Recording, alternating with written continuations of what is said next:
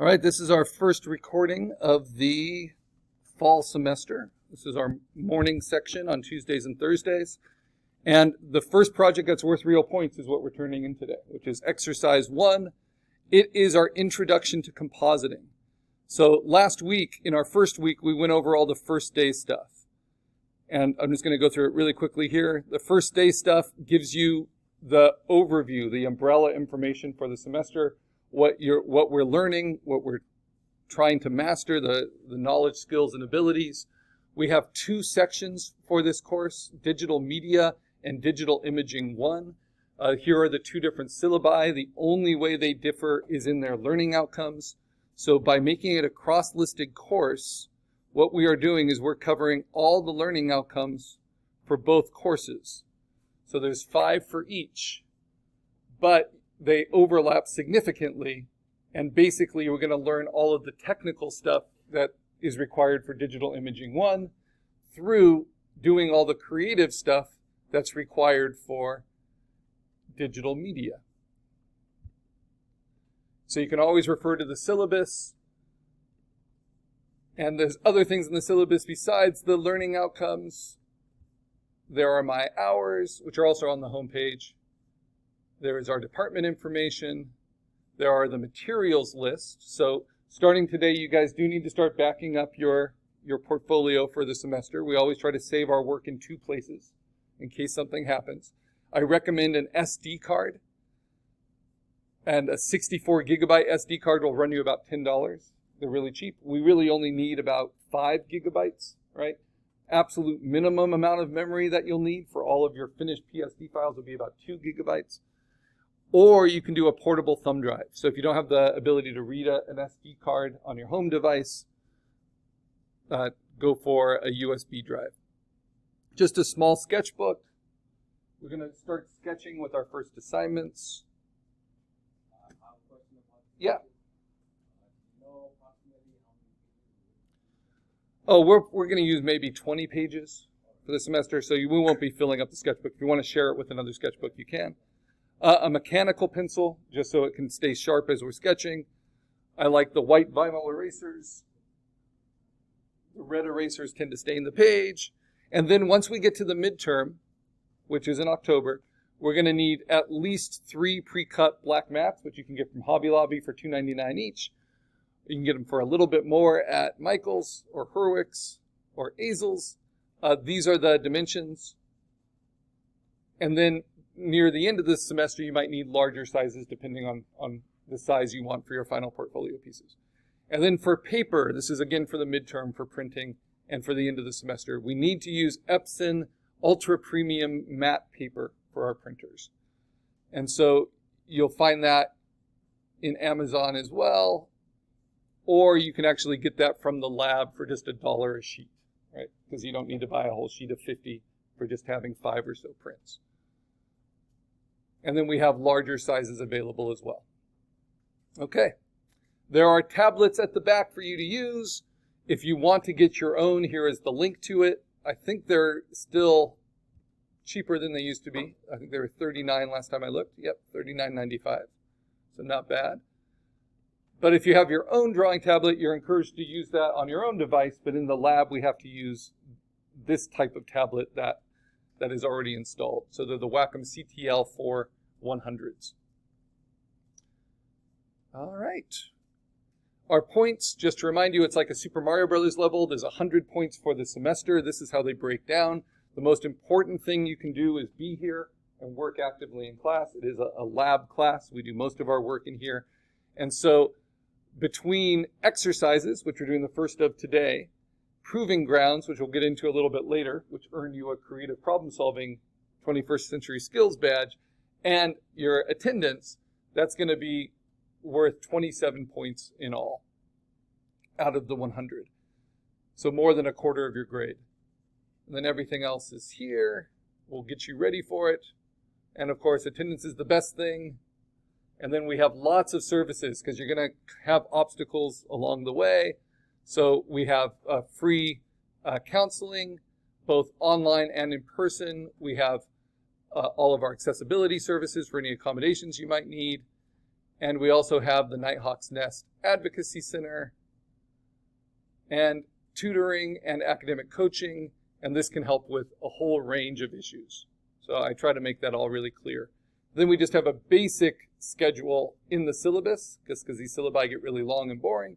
So what's most important is on the homepage and on the first day stuff, I have it both places, is our course outline. So this course outline, let's preview it here. This gives you our daily agenda. If you remember, I gave you printouts of it. Mary, I have a printout for you. I'll get to you. But this is always here. And then the only required reading is Chapter 2, which is linked right here under August 28th. If you haven't read it yet, you still have time. But what you do is you just open the PDF link in the outline, and we'll take you to this. This is a required reading because it has to do with copyright and legal definitions, especially when it comes to Creative Commons specifications and to fair use, which is something we're going to be doing a lot when we're talking about compositing.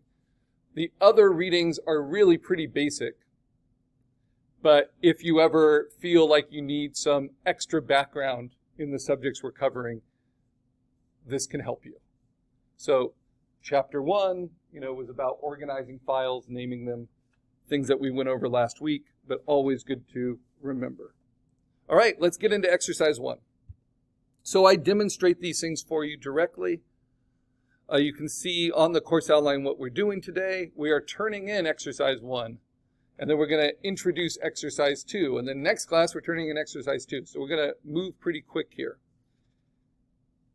And with that in mind, you can always navigate to the full description of what we're doing under unit modules. So you go to the home page and you look at unit modules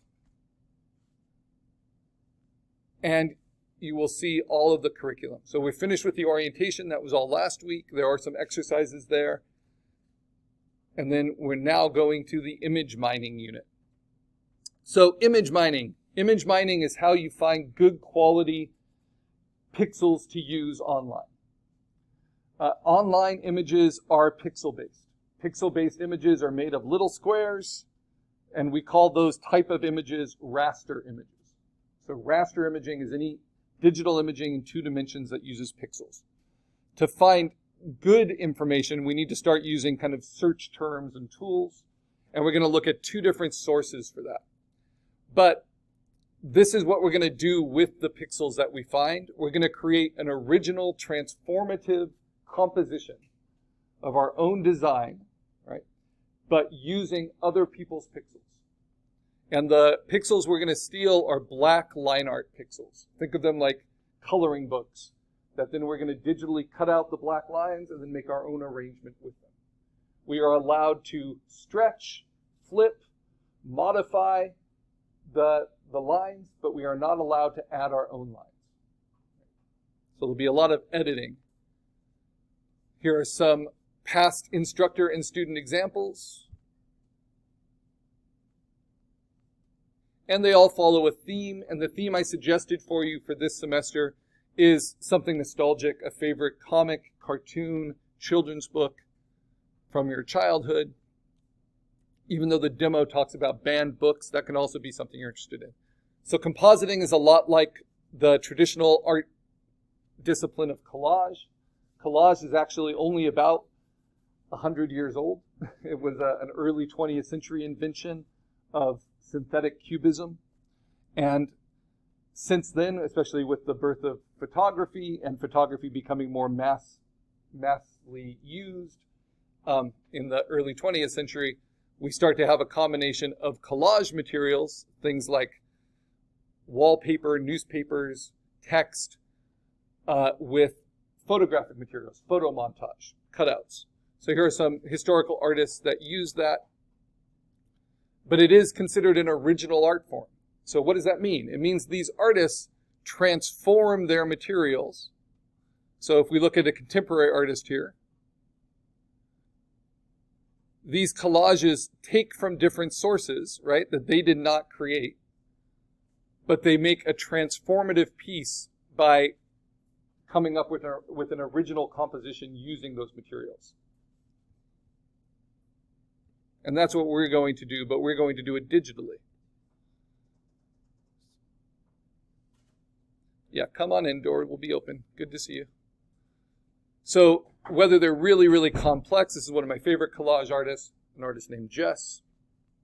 A lot of the work from the 70s, where basically they're just taking every brushstroke from a traditional painting, but they're sourcing it from a magazine or from some other source, right? So they have their own vision, their own composition in mind, their own color palette, everything, but they are only using other people's brushstrokes, right? So for this, we're only using other people's pixels, as long as it's transformative and our own. So how do we get started? First thing, we're going to use Photoshop for this. So we need to log into Photoshop. Go ahead and click on the PS in your doc. That stands for Adobe Photoshop. And Mary, you're going to need to create an Adobe account when you do that. That's something we did last week. You can use any email that you can access to open that account. And what you do is, as soon as you've opened it and signed in, you want to check that it's you. You'll see your icon in the upper right-hand corner here. This is where you can manage your account. Strangely, this is not where you log out. So we'll get used to this with Adobe, because every class is logging in and logging out. But when you want to log out, you can click on the Help button for Photoshop at the top. It's right in the middle of the top of the screen. And then just make sure that where it says sign out, it has your email. And then you know you're signed in. So when you're done with Photoshop for the day, you'll sign out here. Okay, so now I have Photoshop open. Very good. The next thing we got to do is we have to pick our theme. And the theme I chose was He-Man. And so I'm going to look for good quality line art images from He-Man in the Masters of the Universe from the 1980s, a cartoon I grew up with. And we have some extra sources, but what we're going to learn first for digital image mining is Google Images. So if you just type in Google Images, the first hit will be the Google image search. If you do a regular Google image search, or a regular Google search rather, like Google, you'll see that images is one of the options for the modes for search. So that's another way to get there. You'll know it's an image search when all of the results are image thumbnails. Okay. Now within this image search, how can we sharpen our tools so we're only finding the best material? So if I look for He-Man, I'm just going to get millions of results, but it's going to take me a lot of time to find line art that is good quality. Maybe this is good, I don't know. So we sharpen our tools. So in Google Image Search, you're going to click on Tools, use this drop-down menu. First thing is size. So pixels are squares. The more squares you have that make up the image, like a mosaic, the higher quality the source is. Because we want to be able to print these eventually. And you'll see prints in the hall of this assignment, right? We need them to be at least 1,000 by 1,000 pixels, the sources we use. So if you click large for size, that will limit the results to at least 1,000 pixels in at least one dimension. And ideally, we want them more than 1,000 in both dimensions. The next way we can sharpen our tool is to look for color. We don't want any color, we want black and white. The next way we can sharpen our tool for digital image mining is we're going to look for type. And we're going to go to line drawing. Everything else you can leave on the defaults. So now, at least Google thinks all of these images are large enough that they're black and white and that they're line drawing examples. And I still have no shortage of options. If you don't have enough options for your theme, what you might want to look at is broadening your search terms. Right? So if it's an obscure anime, maybe you open it up to more characters. Now let's look at some of the issues you'll have still in digital image mining. So if I click on this image, like a left click, it will open up a preview of it. that preview will tell me what the